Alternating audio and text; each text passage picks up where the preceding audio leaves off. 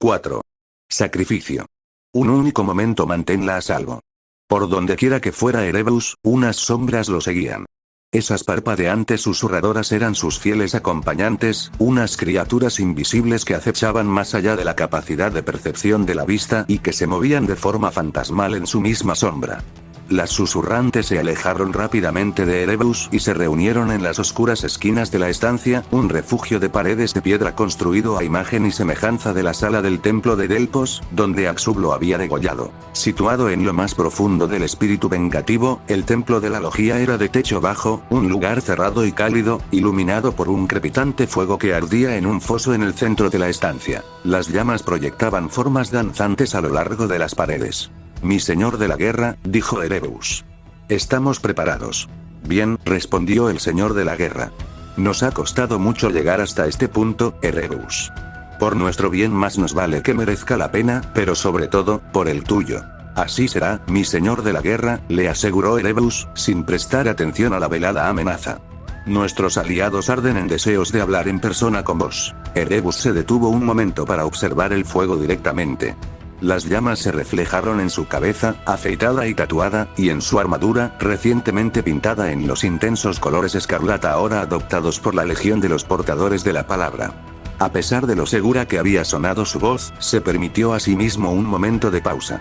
Tratar con criaturas de la disformidad no era nunca sencillo, y si fallaba en satisfacer las expectativas del señor de la guerra, entonces perdería la vida sin duda alguna. La presencia del señor de la guerra llenaba la sala. Llevaba puesta una magnífica armadura de exterminador de color obsidiana que le había regalado el fabricador general en persona. Se la había enviado desde su propio planeta para consolidar la alianza entre Horus y el Adeptus Mechanicum de Marte. La armadura utilizaba los mismos colores de la escuadra de élite Justaerin, pero la sobrepasaba en ornamentación y poder. El ojo de ámbar de la placa pectoral miraba fijamente desde el torso de la armadura, y en una mano Horus mostraba un guantelete enorme con cuchillas de aspecto mortífero en vez de dedos. Erebus tomó un libro que había al lado del fuego y se puso en pie, pasando las antiguas páginas con gestos reverentes hasta que llegó a una compleja ilustración de símbolos entrelazados. Estamos preparados. Puedo empezar una vez el sacrificio haya tenido lugar. Horus asintió antes de hablar. Adepto, únete a nosotros. Momentos más tarde, la retorcida y togada forma del Adepto Regulus entró en la logía de guerreros. El representante del Adeptus Mechanicum tenía el cuerpo mecanizado casi por completo, como era común en las altas esferas de su orden. Debajo de la toga su cuerpo estaba moldeado a partir de bronce reluciente, de acero y de cables.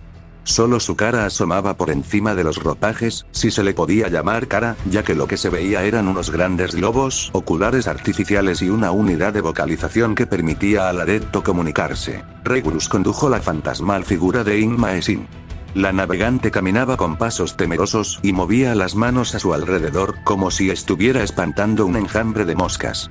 Esto es poco ortodoxo, protestó Regulus con una voz que chirriaba como alambre de acero arañando unos nervios.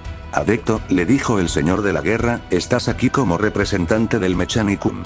Los sacerdotes de Marte han sido fundamentales para la Gran Cruzada y deben de ser una parte importante del nuevo orden. Tú ya me has prometido tu ayuda y ha llegado el momento de que fueras testigo del precio de ese trato. Mi señor de la guerra, le contestó Regulus. Estoy a vuestras órdenes. Horus asintió. Continúa, Erebus. Erebus pasó al lado del señor de la guerra y fijó la mirada en Inmaesin. Aunque la astrópata era ciega, retrocedió al sentir sus ojos recorrerle la piel. La navegante retrocedió hacia una pared intentando apartarse de él, pero él la agarró por el brazo con un fulminante apretón y la arrastró hacia el fuego. Es poderosa, dijo Erebus. Puedo sentirla. Es la mejor de la que dispongo, afirmó Horus. Por eso mismo debe ser ella, recalcó Erebus. El simbolismo es tan importante como el poder. Un sacrificio no es un sacrificio si el donante no lo valora del modo adecuado. No, por favor, sollozó Inmaesin, que comenzó a retorcerse para liberarse de su agarrón en cuanto se dio cuenta del significado de lo que había dicho el portador de la palabra. Horus dio un paso adelante y tomó con ternura el mentón de la astrópata en una mano, lo que hizo que ella dejara de debatirse. Inclinó la cabeza hacia atrás, como queriendo mirarlo a la cara si hubiera tenido ojos para ver. Me traicionaste, Sim, dijo Horus. Inmaesin se quejó y expresó absurdas protestas con sus aterrorizados labios.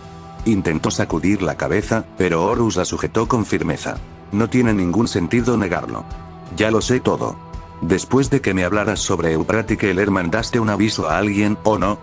Dime a quién fue y te dejaré vivir. Intenta resistirte y tu muerte será más agónica de lo que posiblemente puedas imaginar. No, susurró Inmaesin. Ya estoy muerta. Eso lo sé, así que mátame y acaba con todo esto. ¿No quieres contarme lo que deseo saber? No tiene ningún sentido, replicó Inmaesin entre jadeos. Me matarás te lo cuente o no. Puedes tener el poder de ocultar tus mentiras, pero tu serpiente no lo tiene. Erebus observó cómo Horus asentía lentamente para sí mismo, como si tomara una decisión a regañadientes. Entonces no tenemos nada más que decirnos el uno al otro, afirmó Horus con tristeza al mismo tiempo que retiraba el brazo con gesto lento y deliberado. Un momento después le clavó el guantelete con fuerza en el pecho. Las cuchillas le atravesaron el corazón y los pulmones y le salieron por la espalda, desgarrándosela y provocando un surtidor de color rojo. Erebus señaló con la cabeza hacia el fuego y el señor de la guerra sostuvo el cadáver sobre la hoguera, dejando que la sangre de Inmaesin goteara sobre las llamas. Las emociones de la muerte de la navegante inundaron la sala en cuanto la sangre siseó al chocar con el fuego. Eran sentimientos fuertes, en estado puro y poderoso. Miedo, dolor y el horror de la traición. Erebus se arrodilló y garabateó unos dibujos en el suelo, copiándolos exactamente igual que los diagramas que aparecían en el libro. Una estrella de 8 puntas alrededor de la cual orbitaban 3 círculos, una estilizada calavera y las cuneiformes runas de Colchis. ¿Has hecho esto en otras ocasiones?, le dijo Horus. Muchas veces, le respondió Erebus, señalando con la cabeza hacia el fuego. Yo hablo aquí con la voz de mi primarca, y es una voz que nuestros aliados respetan. No son aliados todavía, le replicó Horus mientras bajaba el brazo y dejaba que el cuerpo de Inmaesin resbalara por las cuchillas de su guantelete. Erebus se encogió de hombros y empezó a entonar palabras del libro del Orgar. Su voz sonó siniestra y gutural mientras invitaba a los dioses de la disformidad a que enviaran a su emisario. A pesar del resplandor del fuego, la sala se oscureció y Erebus sintió cómo descendía la temperatura. Sopló una ráfaga gélida de viento procedente de algún lugar oculto y desconocido. Transportaba el polvo de los siglos pasados y la ruina de imperios en cada aliento, y aquel céfiro antinatural trajo consigo una eternidad intemporal. ¿Se supone que esto tiene que ocurrir?, preguntó Regulus. Erebus sonrió y asintió sin responder mientras el aire se tornaba gélido. Las susurrantes farfullaban con un miedo irracional mientras percibían la llegada de algo antiguo terrible. Las sombras se reunieron en las esquinas de la habitación, aunque no brilló ninguna luz que pudiera provocarlas, y un chasqueo veloz de malévolas risas se oyó por toda la habitación. Regulus no dejó de girar bruscamente sobre sí mismo en un intento de localizar la fuente de los sonidos. Sus implantes oculares zumbaron mientras se esforzaba por enfocar en la oscuridad. La escarcha se acumuló en los puntales y en las tuberías que había por encima de ellos. Horus se mantuvo de pie inmóvil mientras las sombras de la habitación siseaban y escupían un coro de voces que provenía de todas partes y de ninguna. ¿Eres tú al que los de tu especie llaman Señor de la Guerra? Erebus asintió cuando Horus miró en su dirección. Lo soy, dijo Horus. El Señor de la Guerra de la Gran Cruzada. ¿Con quién hablo? Soy Sarkey, respondió la voz. El Señor de las Sombras. Los tres atravesaron velozmente las cubiertas del espíritu vengativo, dirigiéndose hacia el entorno recubierto de azulejos de la cubierta médica. Sinderman mantuvo el paso tan ligero como pudo. Respiraba de forma entrecortada y dolorosa mientras se apresuraban para salvar a la santa de cualquier destino oscuro que le esperara. ¿Qué esperas encontrar cuando lleguemos a donde se encuentra la santa, iterador?, preguntó Jonauken sin dejar de manosear con nerviosismo el cierre de su pistolera. Sinderman reflexionó sobre la pequeña celda médica donde él y Mersad y Oliton habían estado velando a Euprati y se preguntó lo mismo. No lo sé con exactitud, respondió. Solo sé que tenemos que ayudarla. Espero que un frágil anciano y nuestras pistolas sean suficientes para hacerlo. ¿Qué quieres decir?, le preguntó Sinderman mientras descendían por una ancha escalera de caracol que conducía a las profundidades de la nave. Bien, solo me pregunto cómo pretendes luchar contra el tipo de peligro que pudiera amenazar a un santo. Quiero decir, lo que quiera que sea debe de ser tremendamente peligroso, ¿no? Sinderman se detuvo un momento en su descenso, tanto para recuperar el aliento como para contestarle a Aruken. Quien quiera que me mandara ese aviso cree que puedo ser de ayuda, le respondió. ¿Y eso es suficiente para ti?, quiso saber Aruken. Jonah, déjalo en paz, le advirtió Titus Cassar. No, maldita sea, no quiero, replicó Haruken. Esto es muy serio y nos podríamos meter en verdaderos problemas. Quiero decir, esa mujer, Keeler, se supone que es una santa, ¿verdad? Entonces, ¿por qué no la salva el poder del emperador? ¿Por qué nos necesita a nosotros? El emperador obra a través de sus fieles servidores, Joná, le explicó Titus. No es suficiente solo con creer y esperar una intervención divina que baje de los cielos y ponga el mundo en orden. El emperador nos ha enseñado el camino y nos corresponde a nosotros aprovechar esta oportunidad para hacer su voluntad. Sinderman observó el intercambio de argumentos entre los dos tripulantes y sintió que la ansiedad en su interior crecía con cada segundo que pasaba. No sé si seré capaz de hacer esto, Titus, le dijo Haruken. No sin una prueba de que estamos haciendo lo correcto. Es que lo estamos haciendo, Joná, le insistió Titus. Tienes que confiar en que el emperador tiene un plan para ti.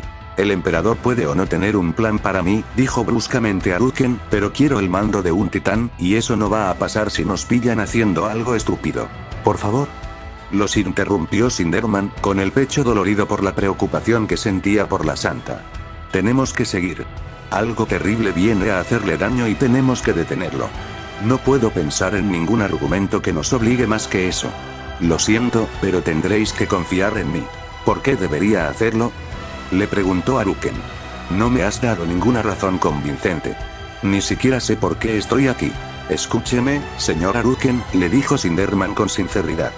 Cuando se vive una vida tan larga y compleja como la que yo he vivido, se aprende que todo se reduce a un único momento, un momento en el cual una persona descubre, de una vez por todas, quién es en realidad.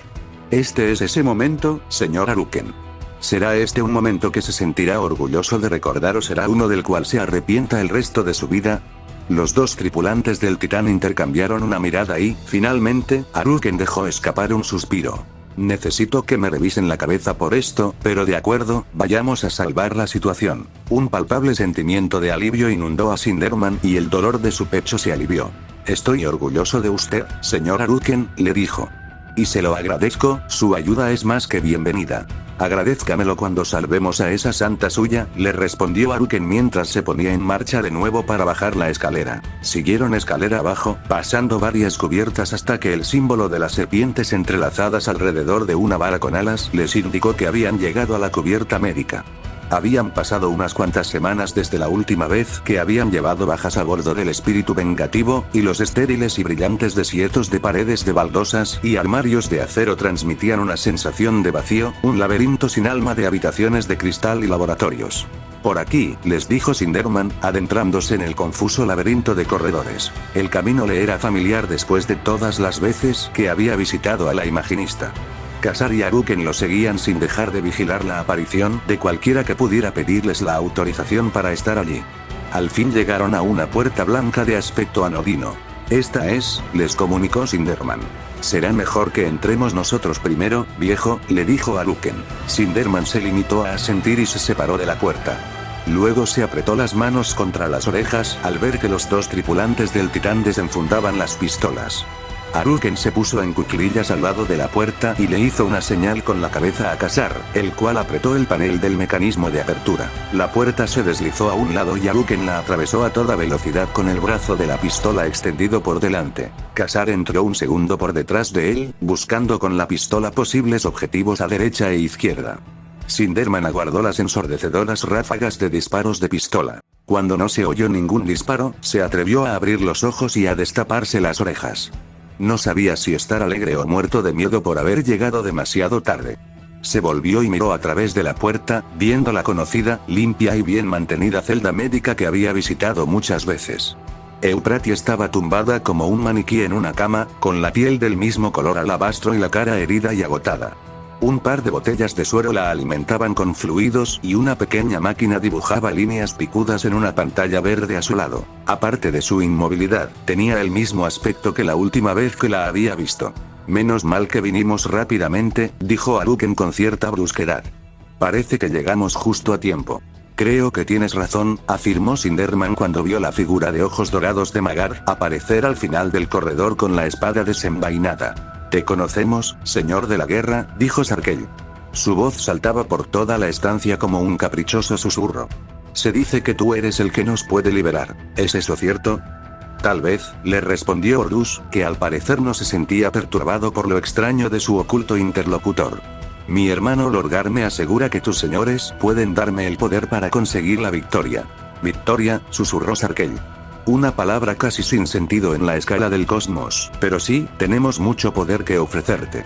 Ningún ejército se te interpondrá, ningún poder mortal te abatirá y ninguna ambición te será negada si nos prestas juramento.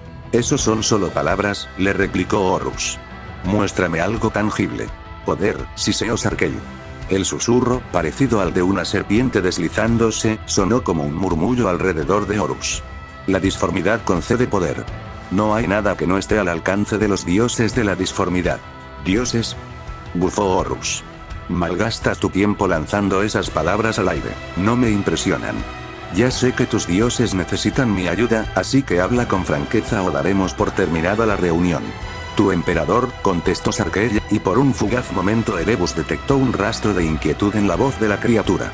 Tales entidades no estaban acostumbradas al desafío de un mortal, incluso uno tan poderoso como un primarca. Se entromete en asuntos que no entiende. En el mundo al que tú llamas Terra, sus grandes planes causan una tormenta en la disformidad que la rasga en dos desde dentro. No nos importa tu reino, lo sabes. Es algo odioso para nosotros. Te ofrecemos poder que te ayudará a usurpar su puesto, señor de la guerra. Nuestra ayuda hará que destruyas a tus enemigos y te llevará a las mismísimas puertas del palacio del emperador.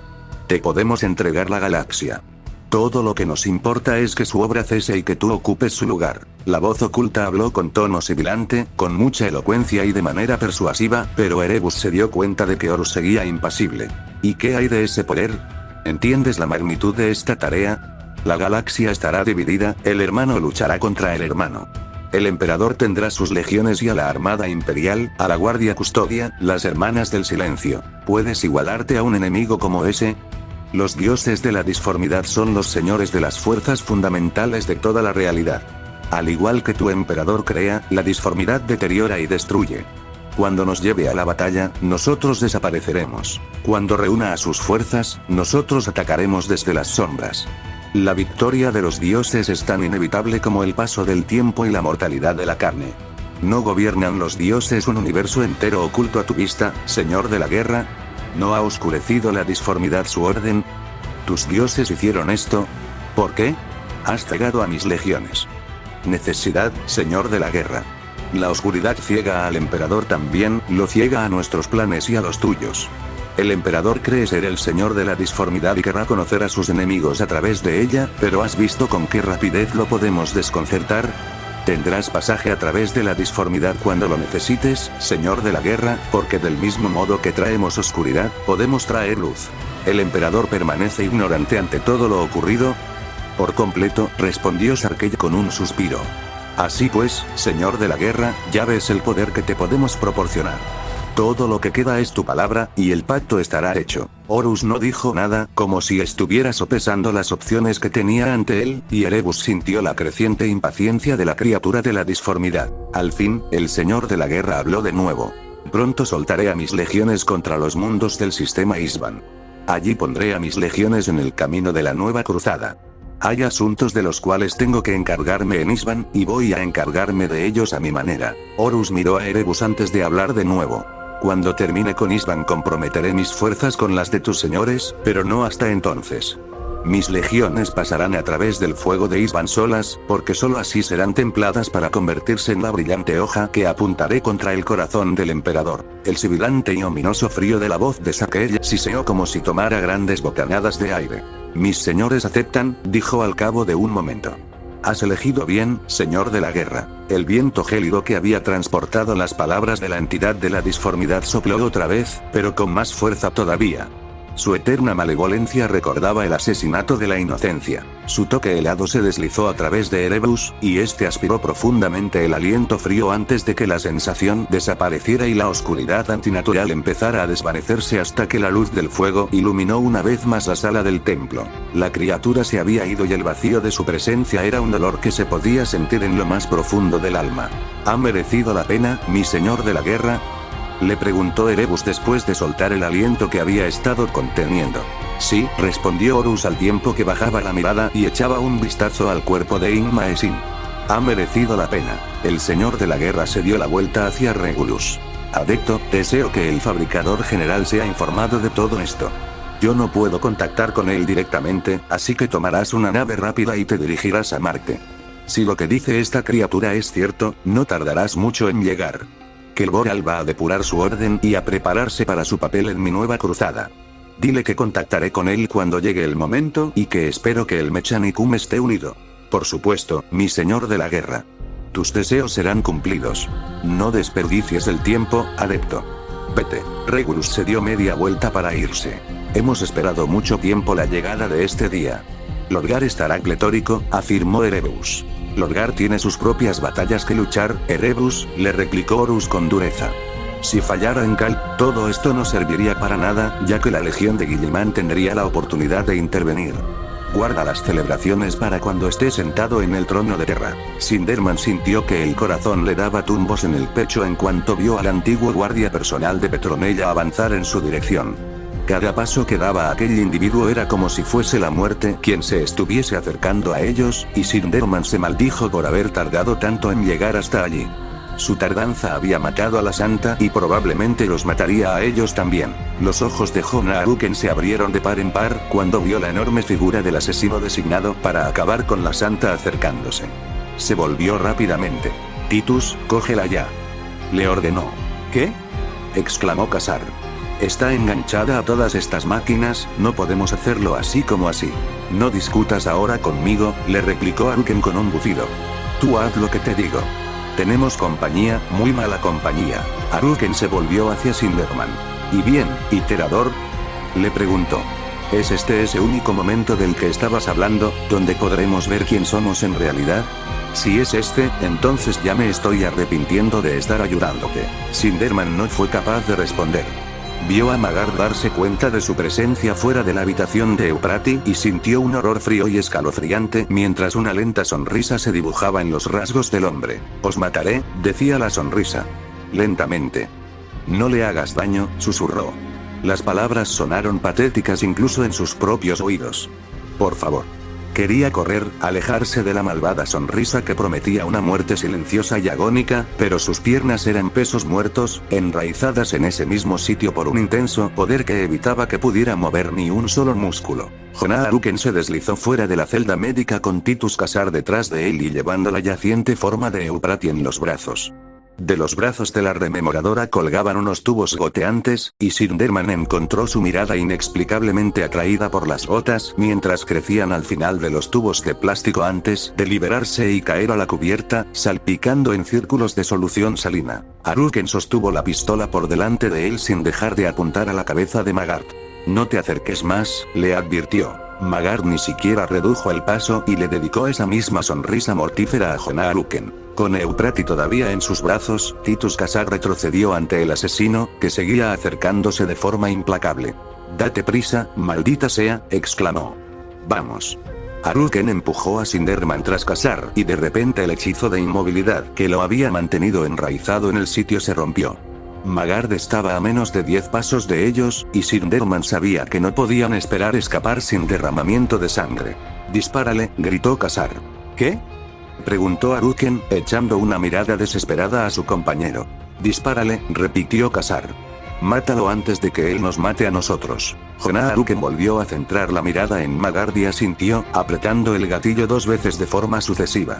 El ruido fue ensordecedor y el corredor se llenó de una luz cegadora y de ecos incontrolables. Varios azulejos se rompieron y explotaron cuando las balas de Aruken agujerearon el muro detrás de donde Magard había estado. Sinderman gritó al escuchar el sonido y retrocedió detrás de Titus Casar a la par que Magard salía dando un giro de detrás del portal en el que se había puesto a cubierto el instante antes de que Aruken disparara.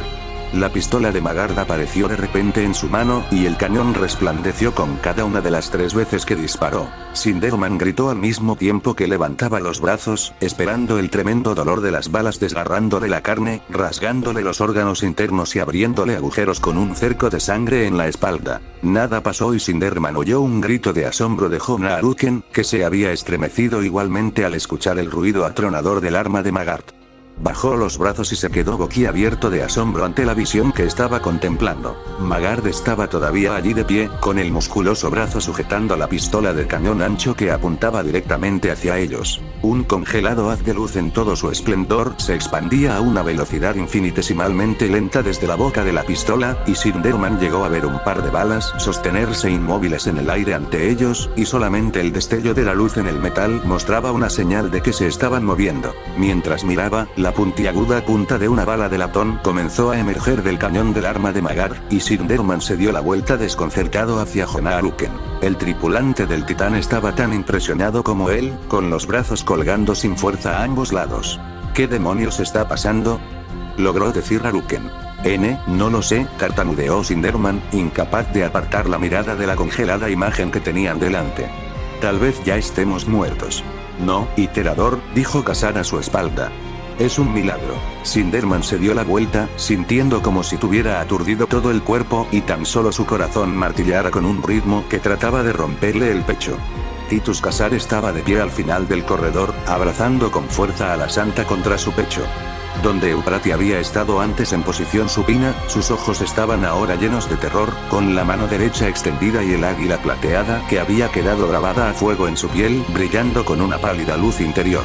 Euprati, gritó Sinderman, pero tan pronto como hubo pronunciado su nombre, los ojos se le giraron en las cuencas y la mano cayó a su lado. El iterador se arriesgó a echar una mirada a su espalda en dirección a Magard, pero el asesino estaba todavía congelado por cualquiera que fuera el poder que les había salvado la vida. Sinderman respiró profundamente y prosiguió el camino con piernas temblorosas hasta el final del corredor. Euprati estaba echada con la cabeza contra el pecho de Ka-Zar, tan quieta como había estado el último año, y quiso echarse a llorar por verla tan impedida de nuevo. Sinderman llegó a la altura de Euprati y le pasó la mano por el cabello. Tenía la piel caliente al tacto. Ella nos ha salvado, balbució Ka-Zar con voz sobrecogida y humilde por lo que había presenciado. Creo que puedes tener razón, mi querido muchacho, dijo Sinderman. Creo que puedes tener razón. Jonah-Aruken se unió a él, alternando sus miradas temerosas entre Magard y Euprati. Mantuvo la pistola apuntada hacia Magard. ¿Qué hacemos con él?, preguntó. Sinderman miró de nuevo al monstruoso asesino. Déjalo. No quiero que su muerte recaiga sobre las espaldas de la santa. ¿Qué tipo de comienzo sería para el Lectio Divinitatus si el primer acto de la santa fuese matar? Si vamos a fundar una nueva iglesia en el nombre del emperador, será una de perdón y no de derramamiento de sangre. ¿Estás seguro?, le preguntó Aruken. Irá a por ella de nuevo. Entonces, la mantendremos a salvo de él, afirmó Ka-Zar. El Lectio Divinitatus tiene amigos a bordo del espíritu vengativo y la podemos esconder hasta que se recupere. ¿Estás de acuerdo, iterador? Sí, eso es lo que debemos hacer, asintió Sinderman mostrándose de acuerdo. Esconderla. Mantenerla a salvo.